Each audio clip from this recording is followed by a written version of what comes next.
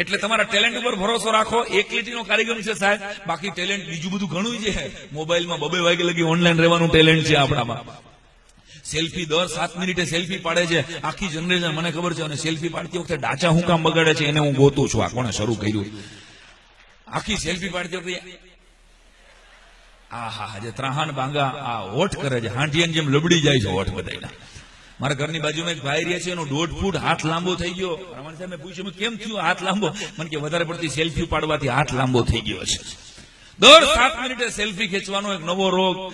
WhatsApp પર આપણી બધી જ વાતો ફેસબુક ઉપર. મારા ઘરની બાજુમાં એક જુવાન રહે છે, મને કે સાહેબ આપણે ફેસબુક ઉપર છીએ કે વોટ્સઅપ પર છીએ? મેં કીધું 2 વર્ષથી તારો પાડોશી છું, તે કોઈ દી જોયું જ નથી. પહેલા મારો મુદ્દો એટલો છે કે ટેકનિકલી ગેજેટ્સનો જો વિવેકપૂર્વક ઉપયોગ કરતા નહીં આવડે ને સાહેબ, તો ક્યાંય પાકિસ્તાન કે ચીનના હુમલાની તમારે રાહ જોવાની નથી. તમારા હાથમાં જ તમારો દુશ્મન છે જે તમારા મગજ સુધી ઘરી ગયો છે. બોસ, તમે આનો પ્રોપર ઉપયોગ કરીને તમારી શક્તિને ચેનલાઇઝ નહીં કરી શકો સાહેબ, તો યાદ રાખજો 10 વર્ષ પછી જ્યારે કોઈ બેંકના પટાવાળા તરીકે નોકરીમાં તમને નહીં રાખે, જ્યારે એન્જિનિયર કે બીબીએ કે ફાર્માસિસ્ટ હોવા છતાંય તમારે કોઈ સ્કૂલની અંદર 10,000 ના પગાર દઈ સાહેબ. અને આવા આવે છે રોજ 10 બાયોડેટા. સ્કૂલ ચલાવું છું હું, એલિમેન્ટ મને બરાબર ખબર છે કે એમબીએ કરેલો છોકરો, એન્જિનિયરિંગ કરેલો છોકરો એમ કે બોસ હું ક્યાંય બીજે નોકરી નથી સાહેબ, ટીચર તરીકે રાખી દો. ને આટલું અનએમ્પ્લોયમેન્ટ છે, આ અનએમ્પ્લોયમેન્ટ માર્કેટમાં છે, આવું નથી મારે કહેવું. એની અંદર ટેલેન્ટ નથી ને એટલા માટે એની પાસે નોકરી નથી. એવા એન્જિનિયરો પણ આવે છે રોજ કે સાહેબ ટીચર બનવા તૈયાર છું, 8,000 ની નોકરી આપી દો સાહેબ. તો ફરીને યાદ રાખજો, એનર્જીને તમારી ચેનલાઇઝ નહીં કરી શકો ને તો 10 વર્ષ પછી જ્યારે કોઈ બેંકના પટાવાળાની નોકરીમાં તમે ઉભા હશો, કાં તો કોઈ કેટરિંગ સર્વિસમાં પનીર ટીકા મસાલા દેતી હશો, ત્યારે તમને યાદ આવશે બોલો દાઢીવાળો સાલો આપણો હતો ને આપણી સામે આપણા ખર્ચે કહી ગયો હતો, પણ આપણે ન જાગ્યા. એક પળ આવે છે દરેકના જીવનમાં જાગવાની, તો યાદ રાખજો આ યુવક મહોત્સવ તમારી અંદરના રહેલા ટેલેન્ટને જગાડે છે ફરીને. બાકી મોબાઈલ એમને રહેશે, 3-3, 4-4 આઈફોન બધા પાસે છે સાહેબ, એક પણ ફીચર્સ વાપરવાની જગ્યા નથી, ટાઈમ નથી. આ ફરીને કહી દઉં. અને આઈફોન ની વાત નીકળી એટલે કહી દઉં, એક જણો આંખે અડાડીને વાત કરતો હતા, હાલો બાપુજી ને કેમ છે, બાને કેમ છે, શું કરે છે, મને કે આઈફોન છે. નથી સમજાણું હજી ઘણાઈને. અમુક ને 7મા યુવક મહોત્સવમાં ટપા પડશે. ટેક યોર ટાઈમ, આપણે ઉતાવળ કઈ નથી. 2 વાત કહીને મારા શબ્દોને વિરામ આપવો છે. અને અમારો ડાયો કરીને એક ડ્રાઈવર હતો, એનું નામ એને બાબુજી ડાયા અર્જણ. આ બનેલી ઘટના કહું તો અમે ધંધુકા પાસે પ્રોગ્રામમાં ગયા ને ધંધુકા પાસે મેં મારા ઉભી રાખી ગાડી, તો ડાયો ઉતરી ગયો. મને કહે સાહેબ મારા બાપુજીની જગ્યા આવી. તારા બાપુજી ગોંડલ ની બહાર નથી નીકળ્યા અને તારા બાપુજીની જગ્યા અહીં ક્યાંથી? અરે મને ક્યાં બોર્ડ માર્યું જોવો, ડાયા અર્જણ.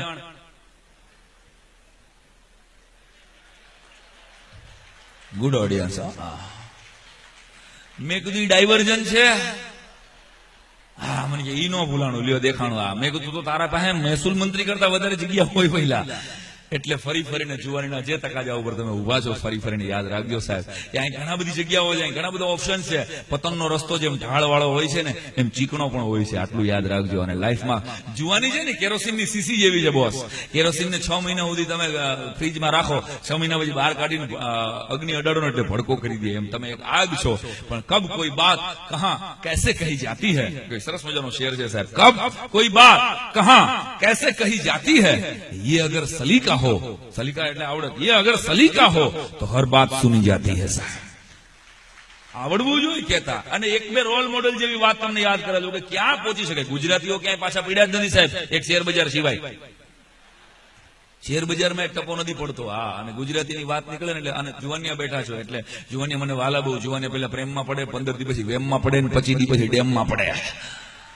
મારી ઘણી બધી સીડી ને ઘણા બધા યુટ્યુબના વિડીયોઝ તમે જોયા છે. એમાંની એક વાત કહી દો. છોકરા છોકરી ભાઈ આજી ડેમ પાસેથી પડવા જતા હતા કે પ્રિય હવે આ પાપી દુનિયા આપણને નહીં જીવવા દે, ચાલ આપણે બે સુસાઇડ કરી લઈએ. આવું બહુ થતું હોય. ખબર છાપામાં સમાચાર આપણે પ્રેમી પંખીડાએ જીયર ગટકટાયું.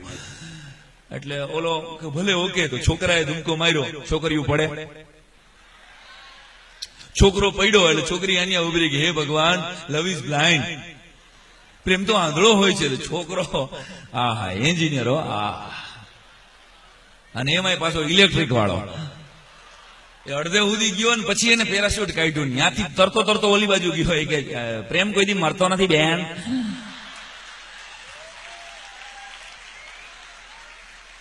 મરે એન્જિનિયર નહીં મન ગયા, એન્જિનિયર તો પાડી દિયા. ફરી ફરીને સાહેબ ઉંમર એવી છે તમારી, ફરી ફરીને એટલા બધા રસ્તાઓ, એટલા બધા ઓપ્શન્સ છે કે આખી એક નવી પેઢીને just for fun, just for test નામનો એક બે નવા રોગ થયા છે જે કોઈને દેખાતા નથી. એકાદ વખત બિયર પી લેવામાં શું વાંધો બોસ, એકાદ વખત નોનવેજ ખાઈ લેવામાં શું વાંધો બોસ, એક વાર ખાવામાં શું થઈ જાય છે, આવો એક નવો રોગ. અને સાલા હરામખોર અંગ્રેજોની એટલી આડઅસર છે, એ લોકો ઈચ્છે છે આટલા બધા, જેમ મેયરશ્રી એપડી મેરે વાત કરી એમ કે એટલા યુવાનો આ દેશ પાસે છે, એટલે અમેરિકા, લંડન ને ફોરેનના દેશ ઈચ્છે છે કે આ દેશનો યુવાન જો નોનવેજ ખાવા માંડે, આ દેશનો યુવાન જો બિયર પીવા માંડે, આ દેશના યુવાનો યુવતીઓ જો મેરેજ લાઈફ છોડીને લિવ ઇન રિલેશનશીપમાં રહેવા માંડે, તો એને અબજો રૂપિયાના જે નોનવેજ પીઝા અને બર્ગર રાજકોટ, ગોંડલ કે અમરેલીની શેરીએ શેરીએ વેચવા છે, એ કરોડો રૂપિયાનો બિઝનેસ ક્લિયર થાય. સમજો. તો તમે જો નહીં સમજો, તમને કોઈ કહેવા વાળું નથી સાહેબ. ફરી ફરીને મમ્મી પપ્પા ક્યાંય તમારી પાછળ કોલેજમાં નથી આવતા. તમને એમ થવું જોઈએ કે મારે દુનિયા બદલાવાની છે પહેલા, અને મારે શું કરવું. આ સ્વયં શિસ્ત, સેલ્ફ ડિસિપ્લિન જ્યાં સુધી તમારામાં નહીં આવે ત્યાં સુધી કોઈ રિવોલ્યુશન નહીં. બાકી 135 ના માવા વાહે 15 મિનિટે ફૂંકતો હોય, આ કોઈ દેશમાં રિવોલ્યુશન ન લાવી શકે.